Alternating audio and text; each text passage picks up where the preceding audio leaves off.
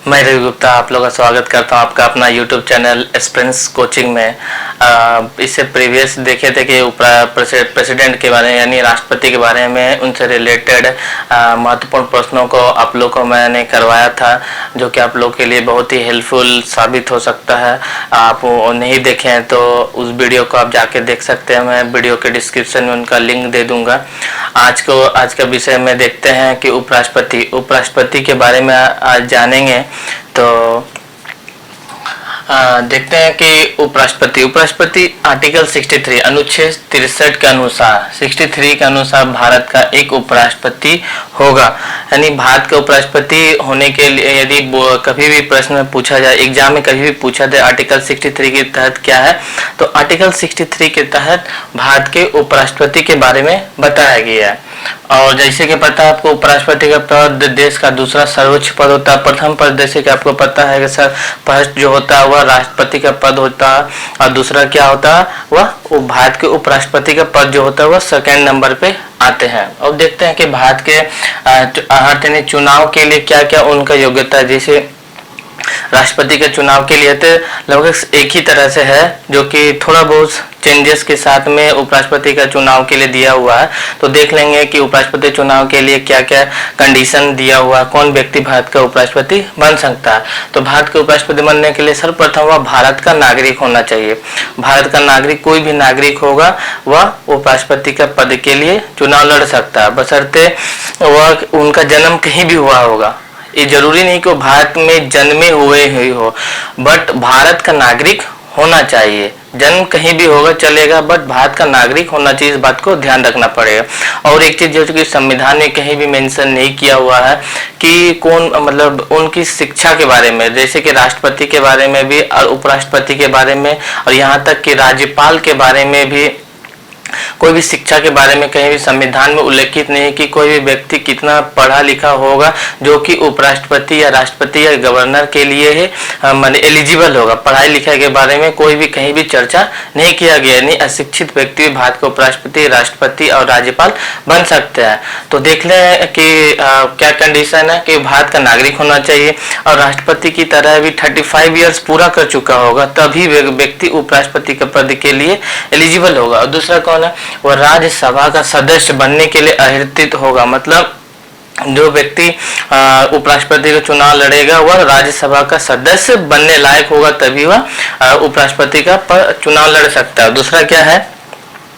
वह central government या state government या लोकल ऑर्गेनाइजेशन या पब्लिक ऑर्गेनाइजेशन, न वह भारत के संघ मतलब केंद्रीय सरकार में या राज्य सरकार में या लोकल गवर्नमेंट में, जैसे कि स्थानीय प्राधिकरण या सार्वजनिक प्राधिकरण में, किसी भी गवर्नमेंट में वह किसी भी लाभ के पद पर यदि आसीन होता है तो वह उपराष्ट्रपति के पद के लिए एलिजिबल नहीं है।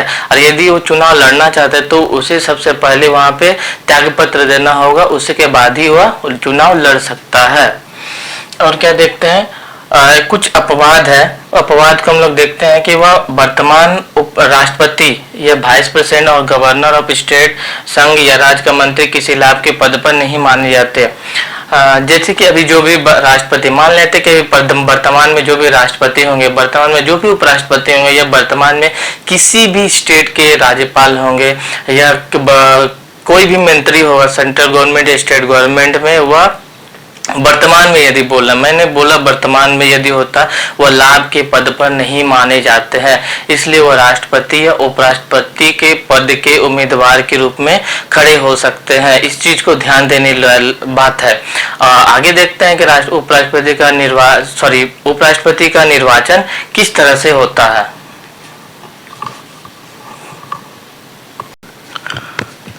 दोस्तों, अब देखते हैं उपराष्ट्रपति के निर्वाचन के बारे में। उससे पहले मैं आप लोग को एक बात बताना चाहता हूं कि यदि आप लोग को वीडियो अच्छा लगे तो आप लोग इसको लाइक और शेयर भी कर सकते हैं अपने दोस्तों को, जिससे उनका भी प्रिपरेशन के दौरान उन्हें भी हेल्प मिले, और इस वीडियो में और क्या इम्प्रूवमेंट करना है कि जिससे आप लोग को हेल्प मिल सके, और मैं आप लोग के लिए क्या कर सकता हूँ, तो आप कमेंट में बताएं मुझे।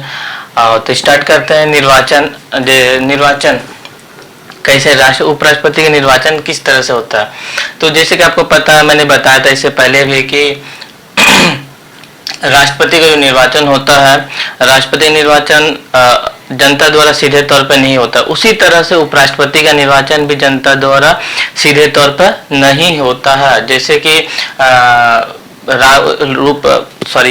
राष्ट्रपति का निर्वाचन लोकसभा, राज्यसभा, राज्य की विधानसभा को निर्वाचित सदस्य द्वारा अप्रत्यक्ष रूप से होता है, इनडायरेक्ट रूप से होता है उस तरह से। लेकिन यहाँ पे जनता द्वारा नहीं होने पर भी यह इनडायरेक्ट तौर पे ही होता है, गुप्त मतदान द्वारा। एकल संक्रमणीय मत पद्धति है और गुप्त मतदान द्वारा होता है इनडायरेक्ट तौर पे। लेकिन और क्या है कि यहाँ पे थोड़ा सा चेंजेस ये है कि यहाँ पे सिर्फ लोकसभा और राज्यसभा के द्वारा ही यहाँ पे चुनाव होता है। जैसे कि यहाँ पे देख सकते हैं, संसद के दोनों सदनों के सदस्यों के निर्वाचक मंडल द्वारा चुना जाता है। यहाँ पे राज्यों के जो विधानसभा के जो सदस्य होते हैं वह यहाँ पे उपराष्ट्रपति के चुनाव में भागीदारी नहीं लेते हैं। क्यों नहीं लेते, इसके पीछे भी रीजन ये है क्योंकि राष्ट्रपति जो होते हैं वो केंद्र और राज्य में दोनों में शासन करते हैं। जैसे कि आपको पता है कि राष्ट्रपति शासन भी लागू होता है राज्य में, बट उपराष्ट्रपति शासन लागू नहीं होता है। इस वजह से राज्य के विधानसभाओं को इसमें सम्मिलित नहीं किया जाता। और देखते हैं कि निर्वाचित, और एक चीज यहाँ ध्यान देने योग्य बात है कि निर्वाचित और मनोनीत दोनों सदस्य होते हैं। जैसे कि राष्ट्रपति में सिर्फ निर्वाचित सदस्य ही भाग लेते हैं, राष्ट्रपति के चुनाव में सिर्फ निर्वाचित सदस्य ही भाग लेते हैं, लोकसभा, राज्यसभा, राज्य के विधानसभाओं के।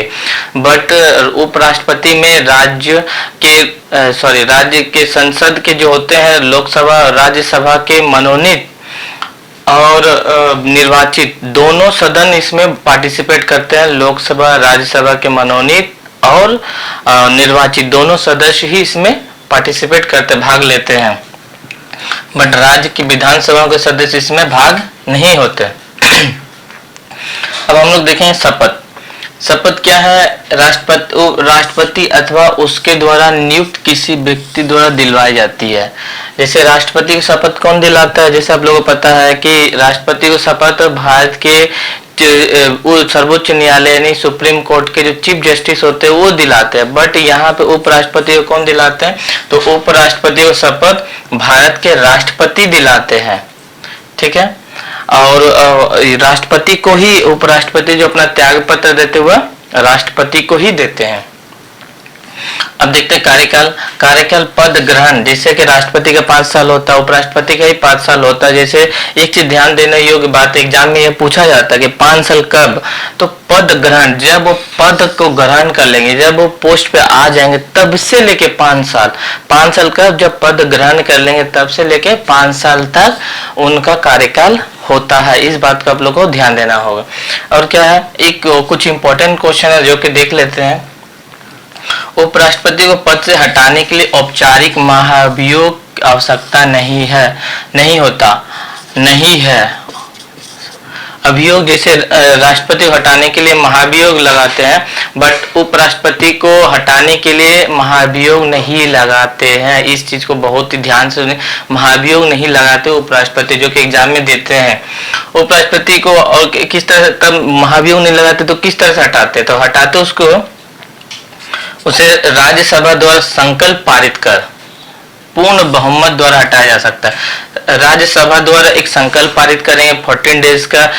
उपराष्ट्रपति यदि हम हटाना चाहते हैं तो 14 डेज का नोटिस देंगे। नोटिस देने के बाद राज्यसभा में यदि पूर्ण बहुमत से पारित हो जाता है ये संकल्प तो उसे हटा सकते हैं। बट इसमें कंडीशन है कि लोकसभा का उसमें सहमति होना चाहिए।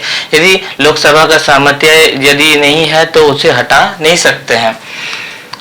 और एक चीज क्या है कि संविधान में उसे हटाने के लिए कोई आधार नहीं है, कोई इस तरह से कहीं भी कोई मेंशन नहीं है कि उपराष्ट्रपति को किस तरह से हटाए। और जानते हैं कि आप लोग उपराष्ट्रपति कौन होते हैं? तो उपराष्ट्रपति इसलिए राज्यसभा का पूर्ण बहुमत, क्योंकि उपराष्ट्रपति जो होते हैं राज्यसभा का सभापति होते हैं, तो इसलिए राज्यसभा में पूर्ण बहुमत से पारित होना आवश्यक है। आगे देखते हैं दोस्तों, कुछ हम लोग महत्वपूर्ण प्रश्नों को देख लेते हैं। जैसे कि 5 वर्ष की पदावधि के उपरांत भी पद पर बना रह सकता है। जैसे वो क्वेश्चन में पूछा जाता है एग्जाम्स में कि कब तक उपराष्ट्रपति अपने पोस्ट पे बना रह सकता है, यानी उनका 5 साल पूरा हो गया फिर भी क्या अपने पद पर बना रह सकता है? हाँ, तो बना रह सकता है। कब तक बना रह सकता है? जब तक नया उपराष्ट्रपति का चुनाव नहीं हो जाता। तो आपसे यदि पूछा जाए तो कि 5 वर्ष कार्यकाल पूरा होने के बाद भी अपने पद पर बना रह सकता है, तो हाँ, बना रह सकता है जब तक नया राष्ट्रपति का चुनाव नहीं हो सकता। और क्या देखते हैं कि ये कितने बार निर्वाचित हो सकता है? तो उपराष्ट्रपति राष्ट्रपति की तरह ही कितने बार भी रीइलेक्ट पुनः निर्वाचित हो सकते हैं। चुनाव से संबंधित सभी शंकाएं व विवाद की जांच सुप्रीम कोर्ट, जैसे राष्ट्रपति का चुनाव से संबंधित जितना भी विवाद होता है उनका जांच सुप्रीम कोर्ट के पास जाते थे। इसके उपराष्ट्रपति का भी सेम होता है कि जितना भी जांच व विवाद होगा सब कहाँ पे जाके होगा? सुप्रीम कोर्ट के पास ही जाके उससे संबंधित जितने भी विवाद है तो उनसे संबंधित जाँच सुप्रीम कोर्ट में होंगी। और क्या है, वह कार्यवाहक राष्ट्रपति के रूप में अधिकतम कितने महीने? 6 महीने तक की अवधि तक रह सकता है। मान लेते हैं कि उपराष्ट्रपति किसी कारणवश राष्ट्रपति का पद किसी कारणवश से खाली है, तो वहां पे कार्यवाहक राष्ट्रपति के रूप में उपराष्ट्रपति जाके वहां पे काम करेगा और जितने भी सुख सुविधाएं हैं, जितने भी भत्ते हैं, पेंशन है और जितने भी कार्य सब उपराष्ट्रपति जो है राष्ट्रपति के रूप में कार्य करेंगे और उनको जितने भी सुविधाएं सब राष्ट्रपति के तौर पे दिया जाएगा। तो और कितने दिन तक वो करेंगे? 6 महीने की अवधि तक ही कार्य कर सकता है। उसके बाद क्या होगा कि चुनाव करा लेना होगा। यह जरूरी है कि 6 महीना की अवधि तक में चुनाव हो जाना चाहिए। इस दौरान वह राज्यसभा के सभापति के रूप में कार्य नहीं कर सकता। जैसे कि आपको पता है कि भारत के उपराष्ट्रपति जो होते हैं वह राज्यसभा का सभापति होते हैं, तो जब भी वह राष्ट्रपति के रूप में कार्य करेंगे तो वह उप सभापति के रूप में कार्य नहीं कर सकते। इस बात को ध्यान रखना होगा। तो उस समय कौन कार्य करेंगे उस सभापति के रूप में? तो उप सभापति, राज्यसभा के जो उप सभापति वह कार्य करेंगे सभापति के रूप में। और क्या है,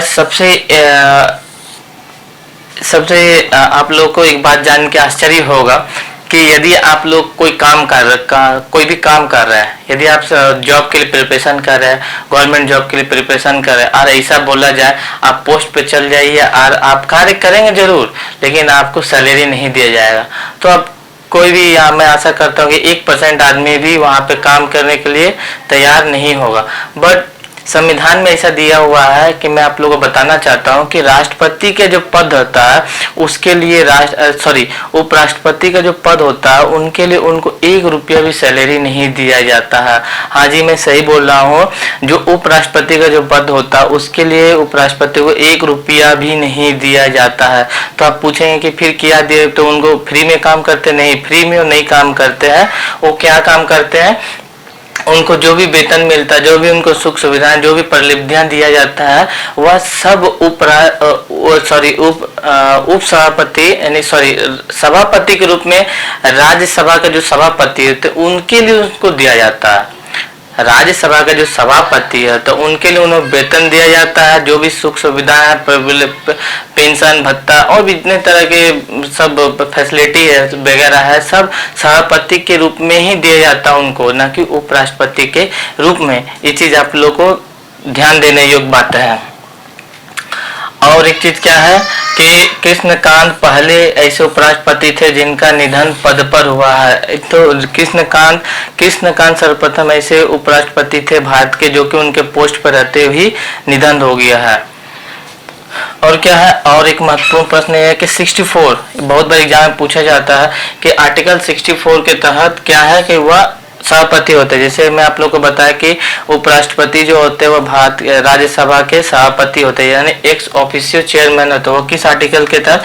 तो आर्टिकल 64 के तहत। उनका सैलरी कितना है as ex officio chairman of Rajya Sabha?